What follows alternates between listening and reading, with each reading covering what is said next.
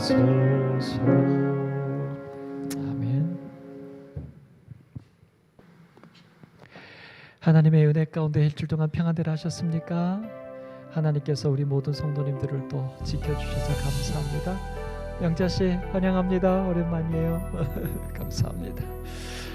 여러분 많이 걱정들 되시죠? 코로나 사태가 정말 상상할 수 없는 상황으로 전개가 되고 있고, 또 신종 이름도 막 굉장히 네, 하여튼 걔 때문에 또 걱정인데, 더 마음이 안타까운 것은 한국에 그것이 들어오게 된 또 그 당사자가 또 우리 기독교인이고 거기다 목사님이고, 또 정말 안타까운 건 그분이 본의 아닌지 모르지만 거짓말을 한 것이 드러났고 여러분 그런데 그래서 더 누가 필요할까요? 그래서 더 누가 필요하죠? 재림교인이 필요한 게 아니라, 남은 자손이 필요한 게 아니라, 그래서 누가 필요합니까?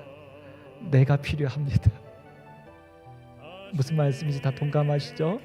여러분과 제가 정말 그 남은 자손에 대하여 기록된 것처럼 정말 이 마지막 시대에 정말 하나님의 선하심과 그분의 위대하심을 드러낼 수 있는, 예수님의 인자하심과 구원하심을 드러낼 수 있는 누군가가 이 시대에 있어야 하지 않겠습니까? 다시 한 번 더 그런 안타까운 상황을 바라보면서 정말 내가 어떤 사람이 되어야 하고 우리 교회가 어떠한 교회가 되어야 할지 더 우리의 책임감과 그 사명감을 더 느끼게 되는 그런 또 시간들이었습니다. 오늘은 올 1년 동안 금요일 저녁 매달 2번에 걸쳐서 다니엘서 연구를 해오고 있는데, 오늘 이제 12장 마지막 시간입니다. 오늘 19번째 시간인가 그렇게 제가 기억하는데요. 오늘로서 이제 다니엘 공부를 좀 마치는데, 여러분 아신 것처럼 우리 그 성경통신학교에서 나온 그 교재를 저는 차곡차곡 그 질문과 그 내용을 가지고 설명을 드렸습니다. 여러분 이제 이것이 다 끝나고 나더라도 우리 오남 재림교에 치면 금요일 저녁에 모든 것들이 다 올라가 있습니다. 그러면 여러분이 혹시라도 그 성경통신학교 교재를 다시 한번 차곡차곡 중심에서 공부해보고 싶으면 했던 그런 것들을 다시 들으시면서 공부하셔서 이 마지막 시대에 정말 예언의 기별, 말씀에 대한 어떤 그 부족함으로 인하여 흔들리지 않게 되기를 간절히 소망합니다. 오늘 다니엘서 12장 3절 주제의 기억절입니다. 영원한 보상이라는 제목인데요, 같이 한번 읽겠습니다. 시작. 지혜 있는 자는 궁창의 빛과 같이 빛날 것이요, 많은 사람을 옳은 대로 돌아오게 한 자는 별과 같이 영원토록 빛나리라. 아멘. 오늘 여러분과 제가 되기를 바랍니다. 저번 주에는 찬양할 때 소리가 컸는데 이번 주에는 소리가 작아지셨어요. 코로나가 커져갖고 이제 말씀을 안 하십니까? 네, 괜찮습니다. 먼저 시작하는 말 서론에서 이 12장에 대해서 이렇게 설명을 해줍니다. 다니엘서의 마지막 장인 12장은 11장의 연속임에 틀림없지만, 말씀드렸죠? 다니엘의 크게 4가지 계시로 나눌 수 있는데, 2장의 정치적인 세계 역사, 7장의 정치 플러스 종교적인 세계 역사, 그 다음에 8장과 9장에 걸쳐서 종교적인 개념으로의 세계 역사, 그리고 이제 10장, 11장, 12장 3장에 걸쳐서는 선악의 대쟁투의 관점에서 하나님의 백성들, 성도들을 중심으로 한 세상 역사라고 말씀을 드렸어요. 그러니까 이제 12장이지만 11장의 연속이라고 하는 것이죠. 그런데 다니엘서 전체의 결론이 여기서 내려지기도 합니다. 마감이니까요. 우리는 다니엘서의 서론인 1장이 시작될 때 지리적으로 북방왕이었던, 그러니까 예루살렘의 위쪽, 북쪽이었던 바벨로니아가 영화로운 땅 예루살렘을 공격하고 하나님의 백성을 포로로 잡아가는 비극적인 역사를 보았다. 거기에서 다니엘서를 시작하게 되죠. 그런데 우리는 다니엘서의 마지막 장면에서 또다시 최후의 영적 북방왕, 누구죠? 최후의 영적 북방왕? 로마로 그러니까는 안티오코스 에피파네스로 이어져서 로마로 이어졌다가 교황권으로 이어지고, 그 마지막 북방왕이죠. 그 다음에 이제 마지막 때는 죽었다가 다시 살아난 그 짐승이 세우는 우상, 역시 그 캐톨릭 세력과 더불어서 우리가 계시록에서 좀 더 공부했던 타락한 개신교의 연합 세력, 이제 거기가 이제 마지막 북방왕이 되겠죠. 그 북방왕이 영화로운 산인 하나님의 마지막 교회와 백성을 공격해 오는 모습을 예언으로 보았습니다. 그러나 이번의 결과는 전과 판연하게 다르다. 그때의 육신적인 이스라엘 백성은 불순종과 불성실로 바벨론에 짓밟히고 끌려갔어요. 그게 끝입니다. 그렇지만 지금 역사의 마지막 장면에서는 그 여자의 남은 자손, 곧 하나님의 계명을 지키며 예수의 증거를 가진 자들이 있는데, 사자굴 속의 다니엘처럼 풀무불 속의 새 친구처럼 끝까지 믿음을 지키고 끝까지 살아남아서 지구와 인간에 대한 하나님의 철두철미하신 계획을 끝내 이룰 것이다. 이 하나님의 철두철미하신 계획, 그게 뭘까요? 그게 이제 다니엘서 12장의 마지막 결론입니다. 우리가 아는 것처럼 이 세상의 이 죄악의 역사의 마지막 결론은 뭡니까? 하나님의 구원입니다. 그것을 이 마지막 남은 자손과 더불어서 이룰 거라고요. 그래서 그들이, 이 남은 자손들이 바로 역사의 주역이요 마침내 이 땅의 영원한 주인이 될 것이다. 아멘. 오늘 이 12장의 아름다운 역사가 오늘 여러분과 저의 삶이 되기를 간절히 바랍니다. 자, 이제 첫 번째 질문을 이렇게 던집니다. 다니엘서 마지막 장인 12장은 어떠한 극적인 주제로 시작되는가? 여기 12장 1절은 말합니다. 그때에 내 민족을 호위하는 큰 군주 미가엘이 일어날 것이요. 그 다음에 두 번째로는 환란이 있는데 개국 이래로, 그러니까 이 세상이 생긴 이래로 그때까지 없던 환란이 있을 거예요. 그런데 그 환란이 있을 때에 내 백성 중 책에 기록된 모든 자가 뭐 한다는 것입니까? 구원을 받을 것이라는 이 마지막 세상에 일어날 세 가지의 장면을 이야기하고 있습니다. 자, 여기서 먼저 우리는 살펴볼 것이 있습니다. 자, 여러분, 여기 1번 미가엘이 일어난다, 2번 큰 환란이 일어난다, 3번 책에 기록된 자는 구원을 받는다. 요 세 가지 중에 여러분 어디에 여러분은 탁 이렇게 필이 딱 꽂히십니까? 1번 아니요, 2번, 3번. 3번만 들었습니다. 손 안 드신 분들은 전부 다. 대부분 사실은 우리가 재림교인들이 걱정하는 것은 요겁니다. 그때까지 없던 환란. 이 환란을 우리가 뭐라고 알고 있죠? 이 환란의 이름을 야곱의 환란.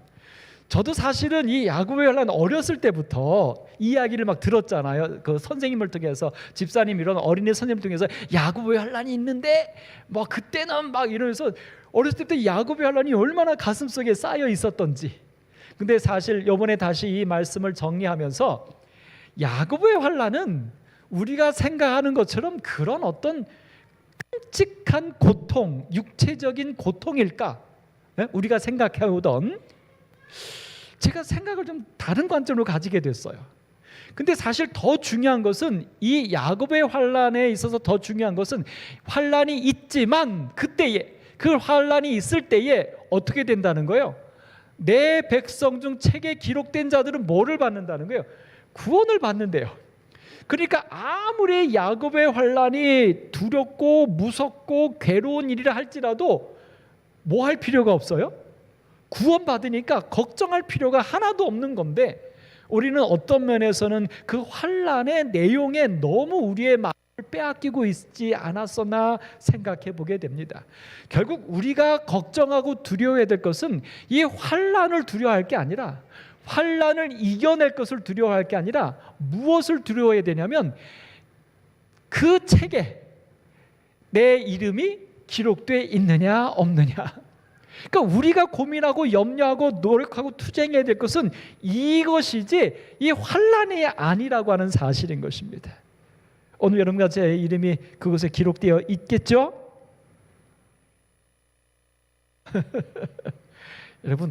여러분 잘 아시는 성경 말씀 있잖아요. 너희가 입으로 시인하여 구원에 이르느니라. 다시 말합니다. 여러분 그 책에 여러분 이름 기록돼 있죠? 아멘. 감사합니다. 홍명관 목사님 아주 열정적으로 설교하시잖아요. 그분의 하시는 특징이 있어요. 뭐 이렇게 호소하고 난 다음에는 꼭 뭐라고 하십니까? 아멘입니까? 하면서 아멘을 유도하세요. 네. 네.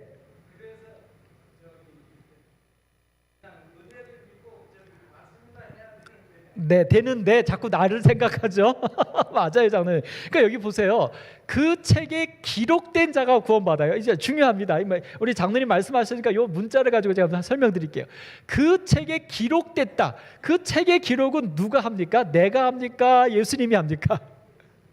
예수님이 하죠. 근데 누가 걱정하고 있어요?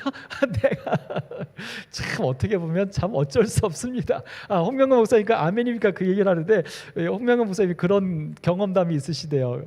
일본에 가서 전도회를 하시는데 한국처럼 똑같이 아멘입니까? 하셨대요. 그랬더니 참석했던 일본 사람들이 막 이상하게 쳐다보면서 좀 어려웠답니다. 왜냐하면 일본 사람들은 뭐 이렇게 강요하면 아주 거부하고 싫어한대요. 근데 한국 사람들은 좀 하면 그 예의상으로도 해준답니다. 특별히 제일 잘하는 게 충청도 사람들이에요. 그래서 뭐 이렇게 전도대 가서 전도지 뿌리면서 저녁에 오세요 그러면 다 온다고 대답한대. 근데 막상 가면 한 명도 안 온대. 뭐 누가 좋은지 모르겠어요. 그러나 분명히 성경에는 입으로 시인하여 구원에 이른다 했으니까. 여러분 다시 한번요. 여러분의 이름이 우리 장로님 말씀하신 대로 예수님의 은혜로 그 책에 기록해 주실 것을 믿습니까? 아멘. 감사합니다. 자, 여러분 한 가지 살펴보겠습니다. 여기 큰 군주 미가엘입니다. 우리는 이 미가엘이 누군지 압니다. 미가엘, 이 L자가 나오는 것은 하나님을 이야기하죠. 미가엘이 처음 등장한 것은 어디였습니까? 하늘 전쟁에서 루스벨이 반역했을 때 그때 미가엘이 그 루스벨과 싸우는 하나님 편의 장수로 나오죠.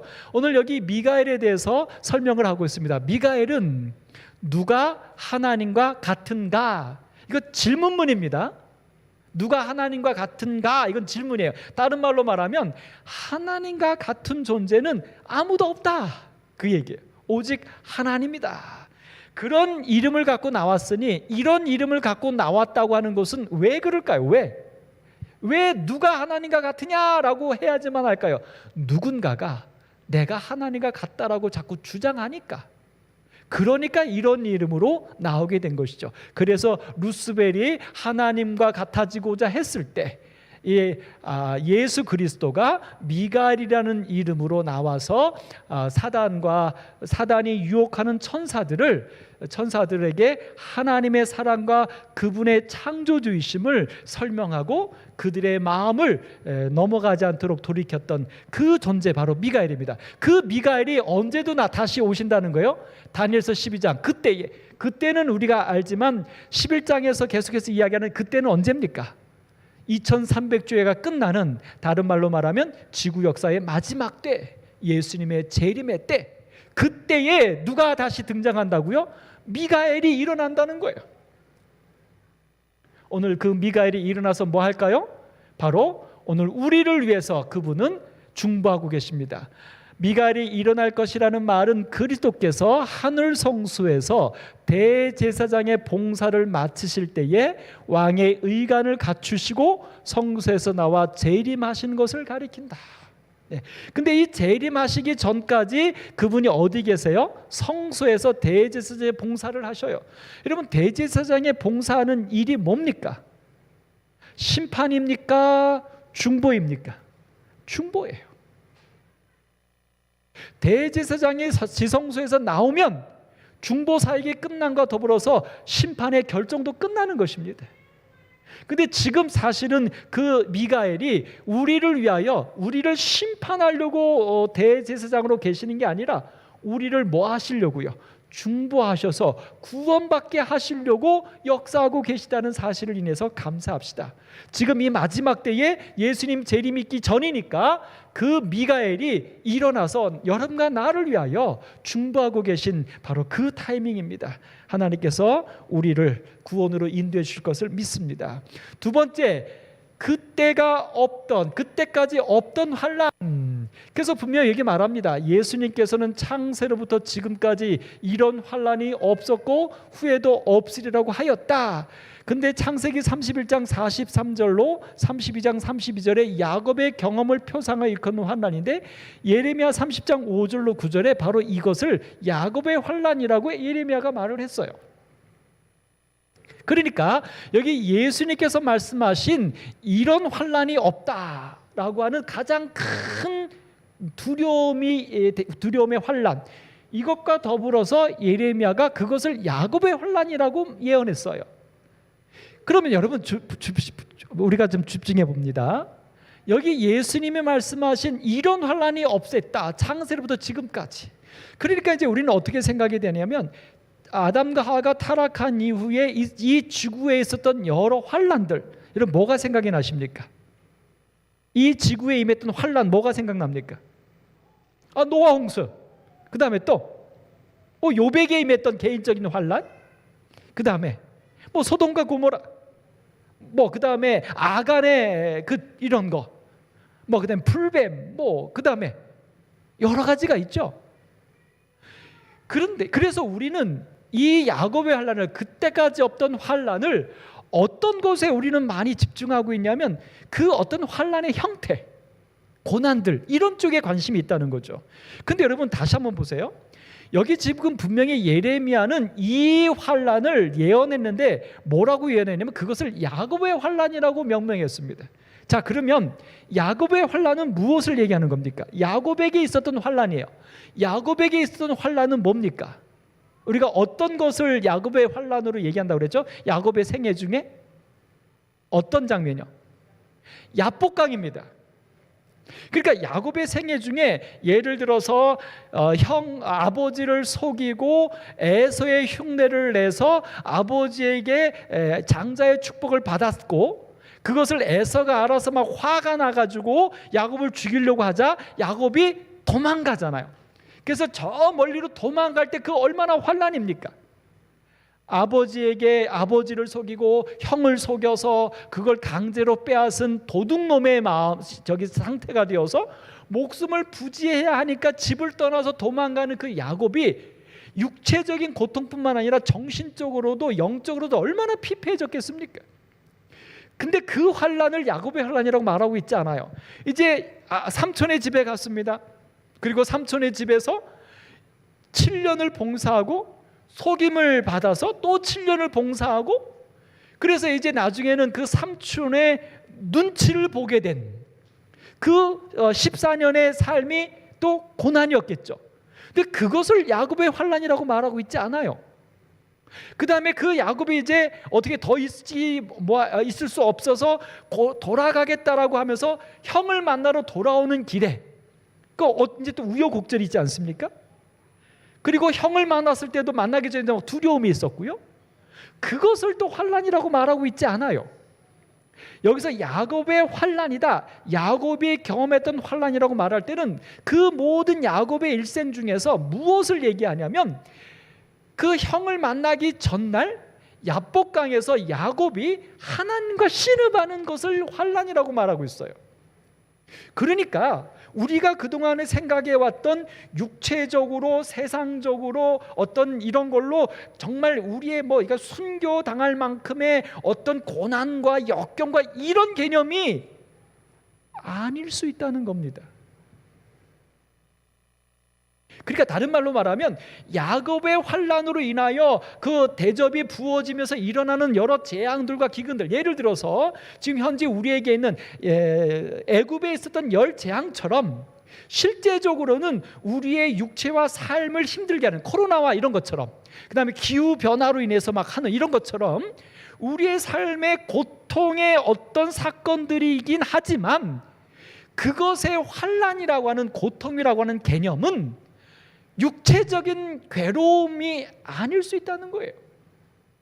그러니까 야곱이 도망갈 때 있었던 괴로움, 삼촌에게 속임을 당하면서도 그 일해했던 괴로움, 이런 육체적인 괴로움이 아니라는 거예요. 그러니까 야곱의 생애 중에 환난이라고 말한 것은 뭐냐면 야복강에서 형을 만나기 전에 하나님과 씨름한 거, 그게 환난이에요.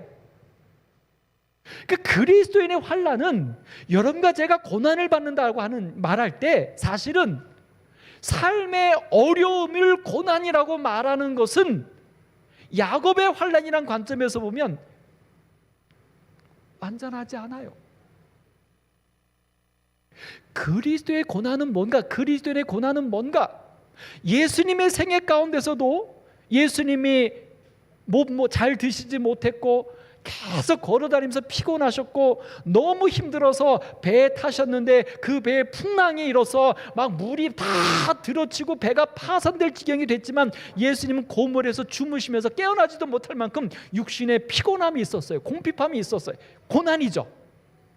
근데 예수님의 3년 반의 생애 가운데 진짜 예수님의 그 환난은 언제였습니까? 우리가 이해하는 예수님 생애 가운데 겟세마네 동산이에요. 십자가도 아니에요. 예수님은 십자가에서 신음소리조차 내지 않으셨다고 말하잖아요. 육체적으로는 최고의 고통의 순간이었지만 예수님이 신음소리 내신 것은 어디입니까? 겟세마네 동산에서의 마지막 기도예요. 하나님과의 씨름이에요. 근데 여러분과 저는 신앙생활하면서 어떨 때 힘들다고 토로하십니까? 무언가 우리의 신앙의 관점에 있어서 아직은 좀 무언가 다르지 않을까? 그럼 여러분, 야곱이 그 야복강에서의 그 씨름이라고 말하지만 다른 말로 말하면 사실은 실제는 뭐였습니까? 야곱이 이제 내일이면 형을 만나게 되는데 형에 대한 그 두려움이 있잖아요. 그래서 이 야곱이 형을 만나기 바로 전에 하나님께 기도하는 거예요. 그 기도의 내용은 뭐였습니까?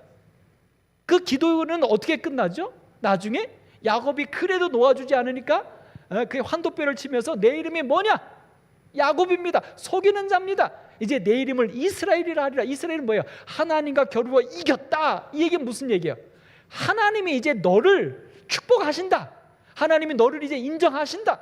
이 얘기잖아요. 그러니까 속이는 자에서 하나님의 인정받는 자가 되는 거예요. 그러니까 야곱의 환난은 무슨 싸움이었냐면 죄책감과 죄인과 그 어떤 구원의 확신이 없는 두려움, 이런 것을 가지고 하나님과 씨름하면서 무엇을 얻어낸 겁니까? 하나님의 구원의 약속을 얻어낸 거예요. 그게 환난이에요. 그게.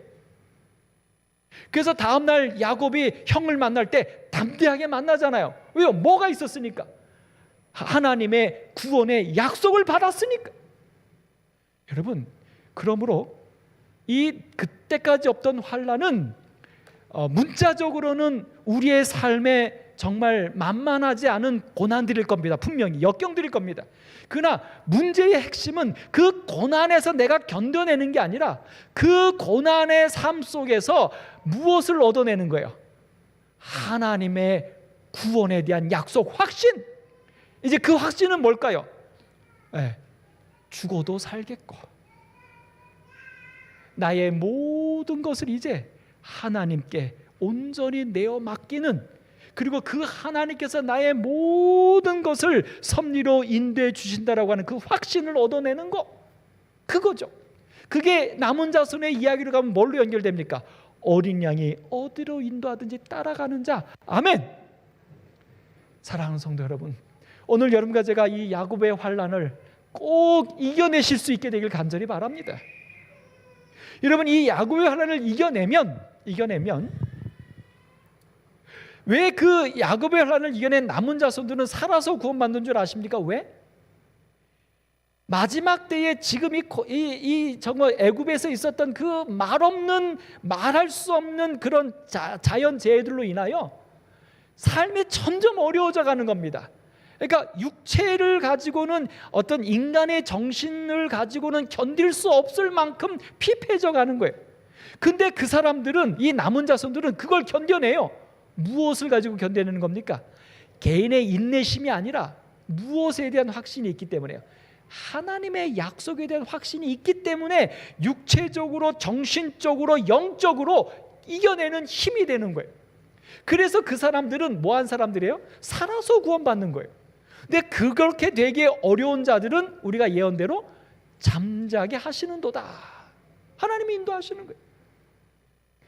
오늘 여러분과 제가 이 환난에서 꼭 이겨내셔서 마지막 남은 자손의 그 어린 양이 어디로 인도하든지, 그래서 내 삶에 어떤 일이 일어나도 우리 예은이가 떠들고 왔다 갔다 해도 예은이에게 신경을 빼앗기는 게 아니라 너무 예뻐요. 사실은 제가 자꾸 신경을 빼앗겨서 제가 그럽니다. 어느 날 예은이가 나오죠, 어느 날 하진이가 나오죠, 어느 날 진우가 왔다 갔다 하죠, 이든이 왔다 갔다 하죠. 아주 제가 애들 보는 맛에 자꾸 영성이 옮겨가려고 합니다. 네, 하여튼 결론입니다. 오늘 그런 야곱의 환난을 우리가 꼭 이겨내는 오늘 여러분과 제 믿음이 되기를 간절히 바랍니다. 예, 그래서 말해요. 재림 직전에 7 재앙이 부어질 것인데, 재림 직전 대제사장 성소에서 그의 사업을 마치고 일어나서 나오실 때 일어난다는 거예요. 그래서 이제 예언의 신에 어떤 말씀이 있어요? 대제사장이 성소에서 나왔으니까 뭐가 끝났어요? 중보사에게 끝난 거예요. 그래서 예수님의 중보 없이 견딘다라는 말이 이래서 나온 거예요. 근데 사실은 왜 견디는 겁니까? 나오시기 전에 요한계시록의 21장이면 선언을 하나 하시죠. 어떤 선언이에요? 불의한 자는 그대로 불의하고 의로운 자는 그대로 의롭게 될지니라. 그러니까 중보가 없어도 우리가 묘하지 않는 거예요. 변하지 않는 거예요. 그게 바로 뭡니까? 야곱의 환난을 견디는 자입니다.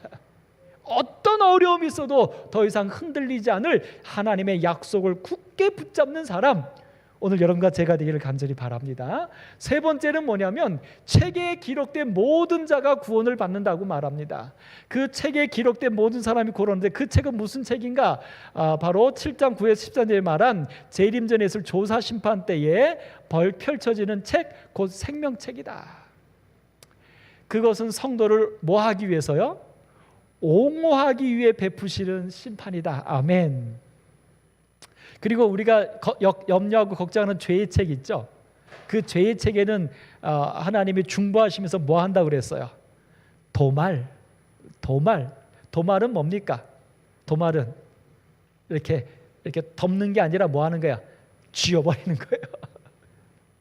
그래서 사실 가끔 우리가 하늘나라에 가면 우리 이런 얘기 있잖아요. 모든 사람의 과거를 다 본다고. 조금 두렵지 않으세요? 근데 또 한편에선 도말해 주신대요. 도말한 걸 다시 들춰내실까? 모르겠어요. 그러나 그 모든 우리의 허물이 드러나도 우리가 구원받았다면 그 허물을 충분하게 우리가 뭐 한 것이 있는 겁니까? 하나님의 은혜 아래 회개하고 용서가 된 우리의 또 하나의 믿음이 같이 드러나니까 결코 우리가 생각하는 것처럼 창피하거나 그렇지 않으리라고 확신합니다. 여러분, 그 생명책에 여러분과 저의 이름을 기록해 주시는 이분, 이 미가엘 이분, 이 예수님, 그 예수님의 손의 못자국은 하늘나라에서도 안 없어진다면서요. 그것이 바로 뭐예요? 생명책에 우리의 이름을 기록해 주시는 그분의 은혜입니다.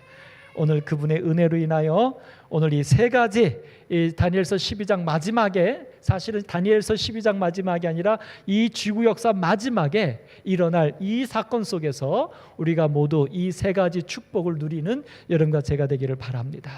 두 번째 질문은 이렇게 던집니다. 책에 기록된 하나님의 백성들이 구원을 받을 때에 어떤 특별한 일이 있게 되는가?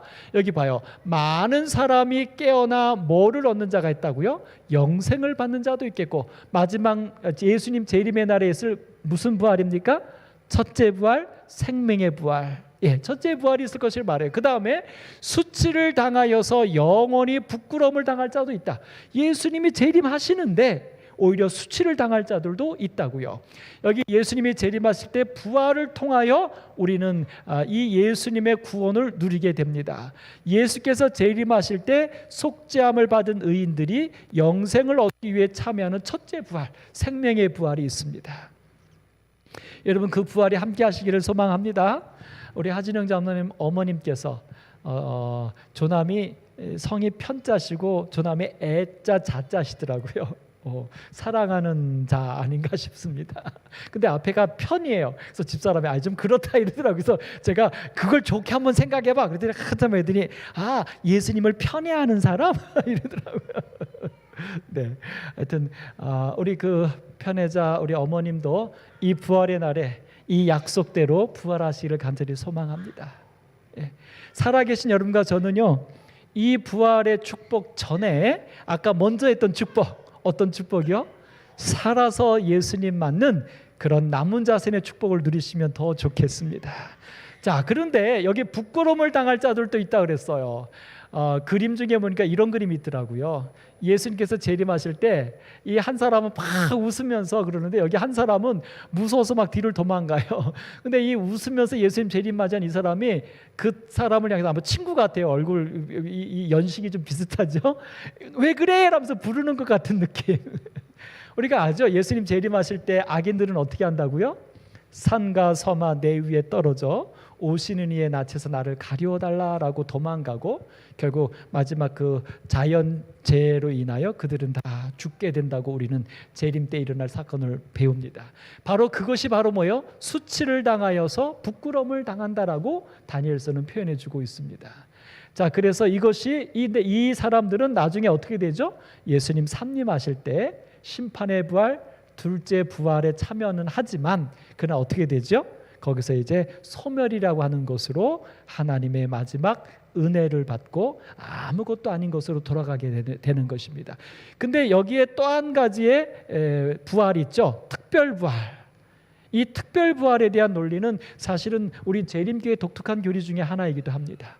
이 특별 부활은 있는데, 이 특별 부활에 어떻게 말하냐면 마태복음 26, 64절에 내가 너희에게 이르노니 이후에 인자가 권능의 우편에 앉은 것과 하늘 구름을 타고 오는 것을 너희가 보리라. 이 말씀을 예수님이 누구에게 했냐면 예수님을 거짓 고소하여 죽이게 하고 있었던 그 가야바의 참남된 언사와 처사가 막 난무할 때, 이렇게 나를 죽게 하는 너희들 중에서도 내가 재림하시는 것을 볼 자들이 있겠다. 그리고 계시록에서 그를 찌른 자들도 볼 것이요라는 말씀까지 포함하여서 특별한 부활, 이 특별한 부활은 무엇이냐면 예수님을 끝까지 메시아라고 인정하지 않았던 어떤 그런 자들 중에서 참난인의 개념으로 특별한 부활이 있을 것을 성경은 이야기하고 있습니다. 자, 이제 세 번째 질문입니다. 세상 역사가 종결되는 이 심각한 시간에 가장 큰 명예와 영원한 영광을 누릴 사람은 누군가? 일반적으로 이 예수님 재림 때의 영광을 누릴 사람은 누굽니까? 아까 말한 대로 생명책에 기록된 자들입니다. 그런데 그 사람들에 대하여 여기 3절에는 좀 더 세분하여서 멋있게 표현을 해주고 있어요. 이렇게 표현합니다. 지혜 있는 자는 궁창의 빛과 같이 빛날 것이요. 지혜가 있는 사람은 예수님 재림할 때 빛난대요. 여기 이 지혜는, 성경에서 말하는 지혜는 뭘까요? 여기 말합니다. 지혜 있는 자의 본뜻은 분별력이 있는 사람. 분별력이 있다는 거예요. 혹은 분별력을 가지게 하는 사람이다. 그래서 지혜는 지식을 바르게 활용할 줄 아는 정신적 기능으로 하나님이 주시는 선물인 것이다. 그래서 이 지혜를 가지고 별처럼 빛났던 다니엘의 일생은 여호와를 경외하는 것이 지혜의 근본이요 거룩하신 자를 아는 것이 명철임을 자신의 생애로 실증한 것이다.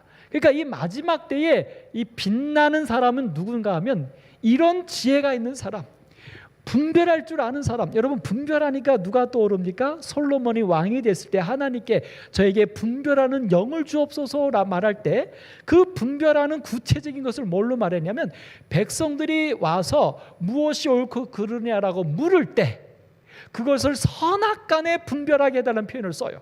그러니까 결국 여기 이 분별의 핵심은 뭐냐면 무엇이 옳고 그른지, 이 혼란한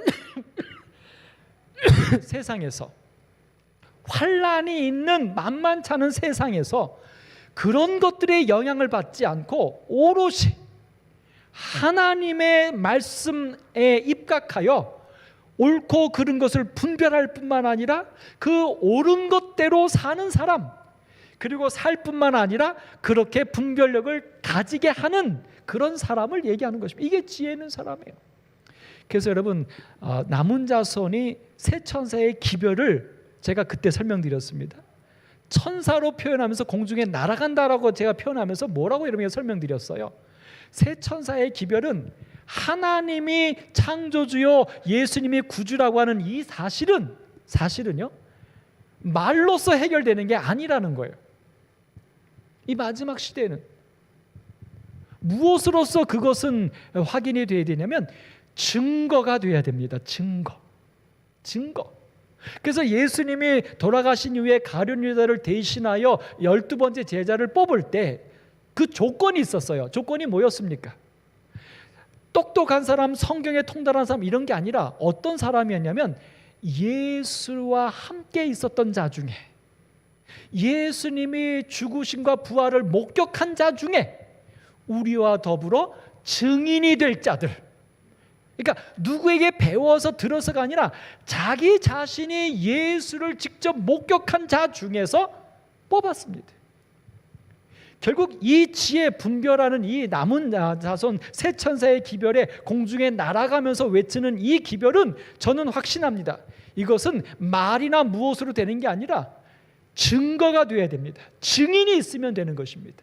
왜냐하면 여러분 보십시오. 요즘 인터넷이고 뭐고 해갖고 여러 뉴스들이 범람합니다. 근데 그 뉴스들 중에 가짜들이 엄청 많이 섞여 있잖아요. 그러니까 사실은요 이런 어떤 뉴스를 가지고 정보를 가지고 사람들에게 선과 악을 분별하게 하는 것은 어쩌면 한계가 있습니다. 근데 무엇은 바꿀 수가 없어요? 그래서 이런 거잖아요. 내가 그런 것을 살아서 내 삶에 일어났어. 그걸 내 주변의 사람이 봤어. 그럼 끝이잖아요. 내가 말할 필요 없잖아요. 우리 최정수 집사님 기도하실 때 안식일에 대한 기도를 주셨어요. 사람들이 손가락질할지라도. 맞아요. 이제 한국에서 더 이상 일요일이 안식일이냐 토요일이 안식일이냐는 이제 애지간한 일요일교회 조금 공부한 분들은 더 이상 일요일이 안식일이라고 말하지 않아요. 이제는. 근데도 안식일을 지키지 않죠. 왜요? 뭐예요? 무슨 문제예요? 지식의 문제가 아니라 지혜의 문제예요. 안식일을 지키는 것이 정말 하나님의 축복인 것을 그들이 모르니까 안 하는 거예요. 그러면 안식일을 지키는 것이 참 토요일 일곱째 날 이 어떤 지식적인 개념이 아니라 그 안식의 원래 개념, 우리를 거룩하게 하고 우리를 축복하고 우리를 행복하게 하고 구원 얻게 한다는 그 안식일의 축복, 이 의미, 이 축복의 현실, 구원, 이것이 그들이 보아야 될 거 아니에요.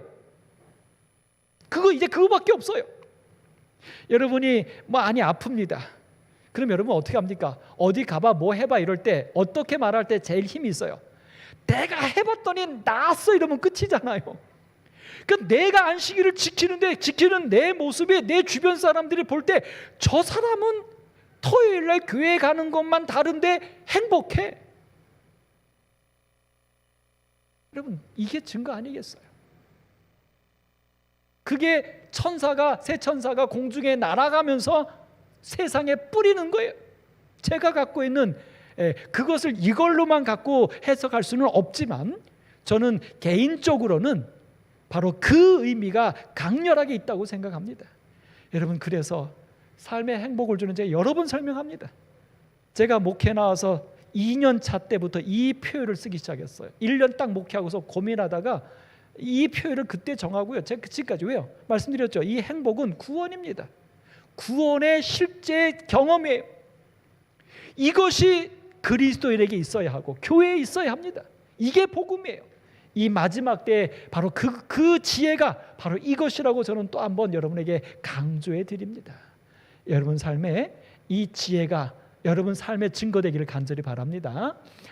그래서 그 다음에 두 번째, 많은 사람을 옳은 대로 돌아오게 한 자가 별과 같이 영원토록 빛난대요. 구원 얻게 한 자죠. 여기 말합니다. 영원한 스타가 되는 길이 있다. 그것이 바로 죄 때문에 길을 잃고 진리를 찾지 못해 방황하는 사람들을 길이요 진리요 생명이신 구주 예수께로 인도하는 길이다. 한 줌의 흙으로 돌아갈 인간을 인도하여 영원한 생명을 누리게 하는 일은 그 자체가 스타의 생애인 것이다. 오늘 여기 별과 같이 빛나는 오늘 스타가 오늘 여러분과 저의 삶이 되기를 간절히 바랍니다. 네 번째입니다. 마지막 계시를 마치며 다니엘은 자신이 받은 계시에 대해서 어떤 지시를 받았는가? 어떤 지시를 받았냐면 마지막 때까지 간수하고 봉함하래요. 이렇게 귀한 진리를 왜 다니엘에게는 이걸 봉함하라고 했을까? 이 봉함하라고 한 것에 대해서 먼저 설명을 주는데, 다니엘서 전체, 그래서 2장부터 나오는 계시 이제 4개로 봅니다. 2장, 7장, 8장, 그 다음에 11장부터 나오는 계시 4개 중에 이걸 전체 봉함하라고 한 것일까요? 아니에요. 왜 아닙니까? 다니엘서 2장의 신상은 이미 다니엘이 해석했습니까? 안 했습니까? 누부의 사망에 이미 해석해 줬잖아요. 그러니까 다니엘에게 준 전체의 예언을 봉함하라는 게 아니에요. 그러니까 그 예언 중에 무언가 어떤 한 부분만을 얘기하죠. 그래서 오늘 이 교재에서는 그 한 부분, 그것을 이 계시 중의 계시, 마지막 때까지 봉함하라고 했던 이 계시 이상 중에서 원어의 마레라고 하는 원어가 표현된, 마레라고 하는 것으로 표현된 이 이상만을 여기서 마지막 때까지 간사라고 한 것이다라고 설명을 하면서, 이 마지막 때까지 간사라고 말한 그 계시, 마레라고 표현된 이상은 정한 때 끝, 마지막 때에 대한 계시, 다시 말해서 2300주야에 관한 해석, 요것은 마지막 때까지 봉함하라고 한 것이라고 설명해 주고 있습니다. 그러니까 다니엘서 2장, 다니엘서 7장도 사실은 이미 다니엘이 해석했습니까? 안 했습니까? 해석해 줬어요. 네. 그런데 이 마지막 2300주야 끝과 거기에서 일어난 일에 대해서는 다니엘서에는 해석이 없습니다. 그러니까 그 부분만 봉함하도록 얘기한 것입니다. 그것을 바로 마레라고 설명하고요. 이 놀라운 일의 끝이 어느 때까지냐라고 다시 질문하고요. 그때는 한때와 두때 반때를 지어 성도의 권세 다 깨어지는 때, 한때와 두때 반때 1260년이 끝나는 바로 그때, 세상 역사의 마지막 때는 중세기 1260년의 기간이 끝나는 1798년 이후가 되는데, 요것에 관한 것은 마지막 때까지 간수하라라고 말했다는 거예요. 그래서 사실 이 2300주야, 특별히 다니엘서 8장 14절 성소가 정결하게 함을 입으리라, 이것은 언제 해석이 됐습니까? 그것이 언제 해석이 됐죠? 1800년대 윌리엄 밀러를 통해서 해석이 됐습니다. 다니엘은 해석을 못했어요. 그래서 1844년 재림하신다라고 하는 이 성소 기별은 그때에서야 해석이 됩니다. 그러니까 1798년 이 교황권이 끝난 이후에, 그때까지는 봉함이 되고 다니엘도 이해를 못하고 끝났는데, 이 예언의 계시를 쫓아서 그때 이후에 그것이 해석이 되면서 재림운동이 일어나고 마지막 때를 위한 남은 자손이 형성이 되게 된 것입니다. 자, 그러면 이제 이 부분에 대해 그럼 왜 깨닫지 못했는가 하는 거예요. 왜 다니엘은 깨닫지 못했고 이 말을 마지막까지 봉함하라고 했는가? 여기 이렇게 설명합니다. 다니엘이 끝까지 깨닫지 못한 채 마지막 때인 1798년 이후까지 보루에 두어야 할 계시는 전체가 아니라 2300주에 관한 계시인 것이 자명해졌다 설명하면서, 그 이유를, 그때 이유로 왜 미뤄지는가 이유를 설명합니다. 여기 간단하게 보면, 그리스도의 초림이 구약시대의 최대의 관심이요 역사의 목표였다면, 그리스도의 재림은 세상 역사의 종결이요 역사의 절정이기 때문에 그 의의와 심각성은 견줄 데가 없다. 근데 문제는 뭐냐면, 재림은 세상에 존재하는 모든 것의 마지막인데, 재림은 질병과 고통과 죄와 사망에 대한 하나님의 유일한 해결책인데, 그리고 초림의 목적과는 달리 재림은 죄와 상관없이 자기를 바라는 자들에게 오기 때문에, 다시 말해서 초림은 모든 사람들을 위한 것이지만 재림은 의인들을 구원하는 심판이 동반되기 때문에 속죄에 대한 것이 있다는 거예요. 그래서 만약 다니엘을 비롯한 예전의 성도들이 이러한 사실을 미리 알았다면 그들이 어땠을까? 이렇게 질문을 던집니다. 제가 그래서 이 부분에 대해서 이렇게 설명합니다. 마치 살아있는 사람이 자신이 죽을 날을 모르고 사는 것이 유익하듯이, 내가 죽을 줄은 알지만 언제 죽는지는 모르니까 하루하루 의미 있게 살잖아요. 그것처럼 재림의 시기를 알지 못하고 믿고 준비하고 기다리는 것이 연약한 인간을 위하여 유익하기 때문이다. 근데 이것보다 하나 더 제가 좀 부연해서 설명드리면, 다니엘 시대에는 예수님의 초림이 있었습니까? 없었습니까? 다니엘 때는 없었어요. 근데 여러분 보십시오. 예수님의 초림이 있고 그 다음에 십자가에 죽으셔야지만 우리의 무엇이 이루어져요? 다 이루었다. 구속의 경륜이 이루어져요. 그러니까 예수님이 십자가에 죽기 전까지 구약시대 사람들은 무엇을 가지고 하나님을 믿냐면, 초림하실 예수, 나를 위하여 제물이 되어주실 하나님의 제물 대신 메시아의 신앙으로 그들은 하나님을 믿는 거예요. 그러니까 메시아의 대속이 아직 있기도 전에 만약 그들에게 세상 끝과 예수님이 재림하셔서 나눈다라고 하는 심판이 주어진다면 그것을 온전히 이해할 수 있을까요? 아니요. 그래서 사실 예수님의 초림 전에는 재림이 그들에게는 그렇게 크게 임팩트 있거나 중요한 게 아니라, 예수님의 초림이 그들에게는 구원의 바로미터였던 것이죠. 그리고 이제 예수님의 초림이 있은 이후에 우리들에게는 이제 뭐가 필요한 것입니까? 이미 초림은 과거니까 이제 우리에게 뭐가 있어야 돼요? 재림이 우리에게는 소망이 되는 것입니다. 그래서 여러분, 구약시대 사람들은 재림을 기다리지 않았어요. 구약시대 모든 사람들은 누구를 기다렸어요? 메시아를 기다렸어요. 그러니까 메시아를 기다리는 그들에게 이 마지막 때의 이 2300주의 예언이 그들에게는 그렇게 절대적으로 필요하거나 이해되기도 어려웠던 기별인 것입니다. 그래서 마지막 때까지 간수하라고 이야기한 것이라고 설명할 수 있습니다. 여기 마지막 때에 대한 이야기는 우리가 잘 알죠. 빨리 왕래하며, 그 다음에 그 마지막 때에 일어나는 여러 이 기계의 발명을 위해서 성경들이 막 읽혀지고, 그 다음에 미국이 일어나고, 그 다음에 재림운동이 일어나면서 지식이 더하리라까지, 빨리 왕래하며 지식이 더하리라. 근데 이 왕래와 지식은 세상의 삶에서도 많아지지만 하나님에 대한 왕래와 지식도 더 증가하게 됩니다. 같이 상대적으로. 이것이 바로 마지막 때 역사입니다. 자, 이제 10번째 질문입니다. 9번째 질문은 제가 넘어가고 먼저 10번째부터 합니다. 그런데 이제 이 다니엘서 12장에 다니엘서 전체에 보면 기간에 대한 것이 몇 개 나옵니다. 이거 사실 좀 신학교 다닐 때 공부할 때 좀 헷갈렸습니다. 여러분도 좀 많이 헷갈려요. 여러분, 다니엘서에 나오는 그 기간이 있습니다. 어떤 기간이 있어요? 아시는 거. 첫째, 전체 어떤 기간을 얘기한 거, 기간을 예언한 거. 2300주야. 또 한때와 두때와 반때, 1260년, 1261, 또 1335일. 이거 기억하십니까? 그 다음에 또 1290. 요 네 가지가 있어요. 이 네 가지 얼마나 헷갈리고 이상한지 몰라요. 오늘 이제 그걸 여기서 다니엘서 12장에서 정리해주고 있습니다. 첫 번째입니다. 한때와 두때와 반때, 그것이 바로 1260년이다. 한때, 두때, 반때가 왜 1260년이 되냐면 이렇게 나오죠. 한때, 이때는 이든 1년, 그러니까 1년, 2년, 반년, 1년, 2년, 반년 더하면 3년 반, 3년 반은 1년은 360일로 계산해서 결국 1260일, 42달, 이게 1260이래요. 근데 이때가 한때, 두때, 반때를 지나서 성도의 권세가 다 깨지기까지, 그러니까 이 1260년에 대한 것은 어떤 일이냐면 성도의 권세가 깨지는 기간이에요.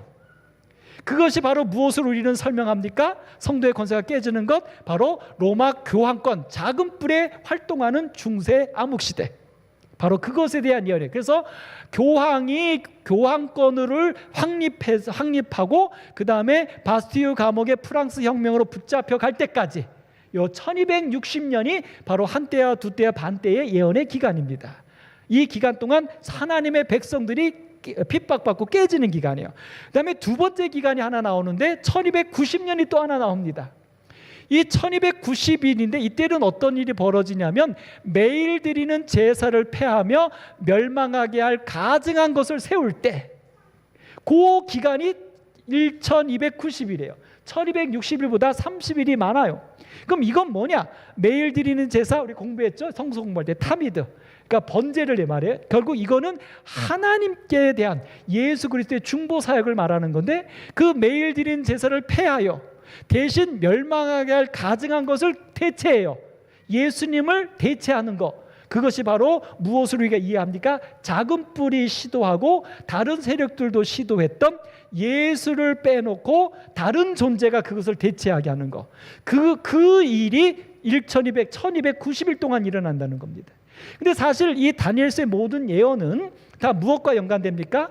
2300주와 예언되고 하나님의 백성과 연관되고 마지막 때와 연관되기 때문에 이 예수님의 중보사역을 찬탈하는 것들을 우리는 현재 찬탈하고 있는 것을 캐톨릭에 생각하고 있는 미사와 고해 성사 같은 것들로 대체되고 있는 것을 보고 이 로마 교황권이 1260일 동안 그렇게 예수를 대체하면서 하나님의 백성들을 괴롭게 했고, 근데 이 예수님의 일을 대체하게 하게 된 사건은 다시 살펴보았더니 요거는 그거잖아요. 하나님의 백성들을 멸망시키는 거, 괴롭히는 게 아니라 예수를 메시아를 대신하는 거. 그게 1290년이니까 30년이 더 긴 기간이에요.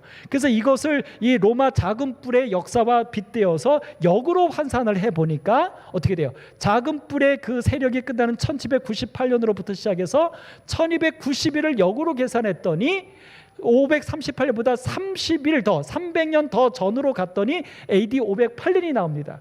그래서 AD 508년에 어떤 일이 있었나라고 찾아봤더니 바로 그때에 신성 로마 제국이 등장합니다. 이거는 다른 말로 말하면 이거예요.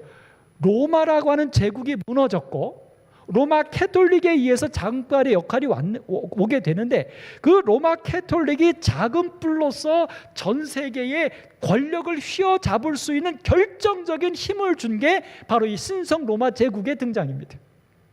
이 신성 로마 제국이 바로 508년에 등장하면서 황제로 교황에게 땅을 주면서 이 교황을 정치적인 세력으로 인정하고 이 교황이 이 신성 로마 제국의 왕에게 이 게시만 왕에게 안수하고 그를 갖다가 그리스도인이 되게 해요. 이제 이 신성 동맹이 이루어집니다. 이 동맹을 통해서 결정적으로 로마 교황이 그리스도를 대신하는 역할을 하게 되는 사건입니다. 그것이 508년이에요. 그러니까 하나님의 백성들을 핍박하는 1260일은 538년부터 시작되고 예수를 대체하는 매일 드리는 제사를 대체하는 이 로마 교황권의 그 역사는 그것보다 300년 앞선 신성 로마 제국을 통하여 그 역할은 이미 300년 전부터 시작됐던 것을 확인하게 됩니다. 이게 바로 1290일에 대한 예언의 해석입니다. 자, 이제 또 한 가지가 세 번째가 나옵니다. 1335일. 이건 뭐냐? 이 1335일. 근데 이 1335일의 특징은 뭐냐면 기다려서 얼마를 1335일을 기다리는 사람들은 복이 있다는 거예요. 그러니까 1335일이 지나면 그때까지 견디면 복을 받는다는 거예요. 그게 뭔가? 자, 이것도 역시 하나님의 백성들을 핍박하는 1260일 작은 뿔의 세력과 연관하여 볼 때 그 작은 뿔의 핍박 플러스 1290일 작은 뿔이 그리스도를 대체하는 역사, 이 두 가지 핍박과 중보의 사역에 넘어가지 않고 오로지 하나님에 대한 신앙을 기다리는 자들, 언제까지? 1335일까지 기다리는 자들은 그것이 지나고 나면 복이 있다, 구원을 얻는다, 해방이 있다는 얘기예요. 그래서 그것이 바로 어떻게 일어납니까? 이 1335일이 끝나는, 다시 말해서 508년부터 시작되어서 끝나는 그 기간, 그것이 바로 2300주의 끝에 있는 그 사건으로 이해가 됩니다. 결국 바로 이 사건은 언제냐면 1843년과 44년에 여기 우선 이 기간의 기산점이 별도 제시되지 않지만 문맥으로 보아 이 기간의 시작은 매일 드린 제사를 폐하여 멸망을 세운 그때부터, 그러니까 508년부터 시작돼서 508년 플러스 1335일 하면 1843년이 끝나는 바로 재림의 시기를 정해준 그 기산점이 되는 것입니다. 그럼 이때 이후에 왜 이들에게 복이 있습니까? 1335일이 지나면 어떤 복이 오죠? 그들이 예수의 재림의 기별을 깨닫게 됩니다. 성경에 봉함되었던 다니엘서의 2300주의 예언이 해석이 됩니다. 복음이 생깁니다. 이 복이 그들에게 임하게 된다는 거예요. 그때까지 믿음을 지키면 견뎌낸 자들에게 그런 축복이 임한다는 사실을 이 계시 예언을 통하여 이루어졌습니다. 이제 이것을 정리하면서 마치겠습니다. 이 세 가지를 정리해 봅니다. 자, 이런 기별이 나오죠. 마지막 때에 대한 세 가지 기간이 나옵니다. 2300주야 가장 큰 예언이고요. 그 안에 1290일, 1260일, 1335일에 세 가지 예언이 있어요. 이 중에 1290년, 첫 번째 거 1290년은 매일 드리는 제사를 폐하는 그 기간, 다시 말해서 예수님을 대체하는 대체하는 사건이 일어나는 것, 바로 그 기간이고요. 그 다음에 두 번째 1260일은 성도를 괴롭게 하는 교황권의 세력, 그것이 한때와 두때 반때고요. 마지막 1335일은 그리스도를 대신하여 하나님의 백성들을 혼란하게 하는 사건이 끝나는, 다시 말해서 예수 그리스도의 재림과 중보사역, 성소의 기별이 해석되면서 예수님의 중보사역이 드러나는 그 1843년까지 끝까지 견디는 자들, 바로 그것이 바로 뭡니까? 복이 있는, 봉함되었던 2300주야 재림의 때가 열려서 말씀의 확신을 갖게 되는 사건이 바로 1335일입니다. 이 세 가지 성경의 기별. 그러니까 여러분, 예언 그러면 기간 나오는데 고민하지 마세요. 이게 답니다. 2300주야, 1290일, 1260일, 1335일, 2300주야 안에 좀 나누면 이스라엘 백성들을 향해서 구별해놓은 70일에 요거게 답니다. 세상 역사 복잡하지 않습니다. 하나님께서 이 역사를 통하여 우리에게 축복해 주시기를 간절히 바랍니다. 네. 네. 네.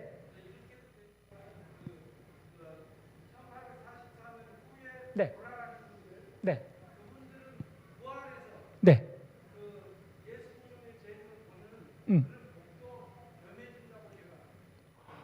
1844년 이후에 죽은 사람들은 부활해서 예수님을 본다? 자금으로 주 안에서 죽은다는 복이 있다. 그 개념은 아까 제가 말씀드린 그 부활의 소망 플러스 야곱의 환난을 견디지 않고 죽은 것에 대한 축복, 이런 개념이고요. 예수님 재림하실 때 부활하는 것은 1844년 이후의 사람들만이 아니라 아담과 하와 이후로 모든 사람들이 재림의 때는 부활하여 예수님의 재림을 보게 되죠. 네, 그렇게 이해하시면 되겠습니다.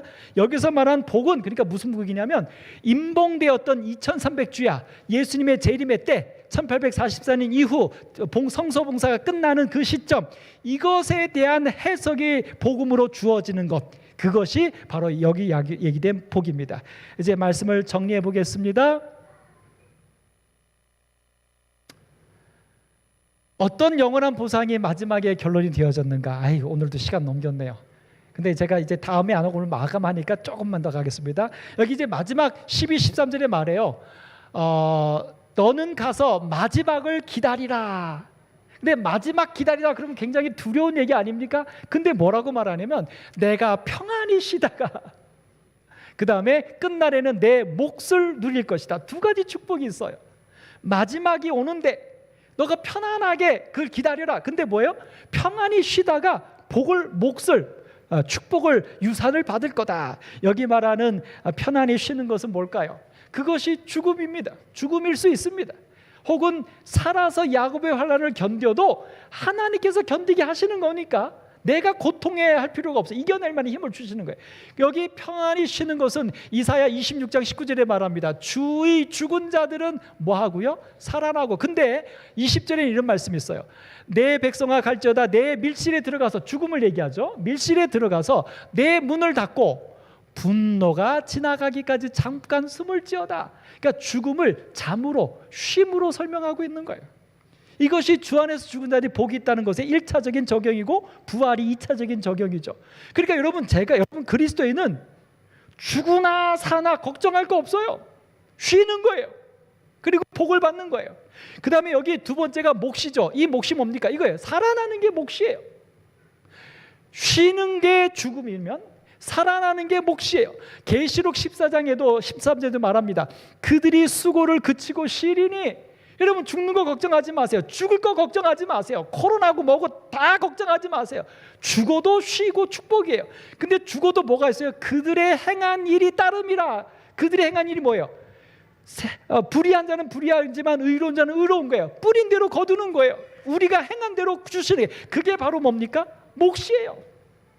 오늘 이 아름다운 축복이 우리에게 보장되어 있습니다. 그래서 마지막을 염려할 게 아니라 우리는 마지막을 소망해야 합니다. 이것이 다니엘의 마지막입니다. 다니엘서 10장에 시작하면서 내 백성을 위하여 다니엘이 기도할 때 하나님이 네 번째 계시를 주셨다고 말하잖아요. 그 내 백성을 위한 마지막 하나님의 약속이 이것입니다. 죽어도 쉬는 거고 살아도 견디게 하시는 거고 사나 죽으나 하나님께서 우리를 위해서 태초부터 마련해 주신 그 유산, 그것이 우리의 것이 될 줄로 믿습니다. 하나님께서 우리에게 주신 이 예언의 확신을 가지고 여러분 우리에게 주어진 삶 힘차게 살아나가시게 될 간절히 바랍니다. 기도하고 마치겠습니다. 하나님, 오늘 다니엘서의 귀한 말씀을 주셔서 감사합니다. 우리에게 이 마지막 시대를 살아갈 희망을 주셔서 감사합니다. 이 마지막 시대까지 임봉되어 왔던 2300주야 예수님의 재림에 대한 성소의 중보 사역과 재림에 대한 기별을 이제 오늘 우리를 위하여 깨닫게 해주셨사오니 감사합니다. 하나님, 이 기별을 우리에게 주신 것은 우리를 사랑하시기 때문이고 우리를 행복하게 신앙생활하다가 복음으로 신앙생활하다가 구원받게 하시기 위한 하나님의 은혜임을 믿습니다. 예수 주님, 저희들 별과 같이 빛나는 오늘 우리들의 삶을 살게 하여 주옵소서. 지혜 있게 하시고 우리가 사람들을 옳은 대로 인도하는 하나님의 복음이 되게 하여 주시고 야곱의 환난을 견딜 만한 하나님의 힘을 허락하여 주심으로 우리가 영원한 행복과 하늘을 얻는 그리스도인이 되도록 남은 자손의 삶이 되도록 축복해 주옵소서. 예수님의 이름으로 기도드립니다.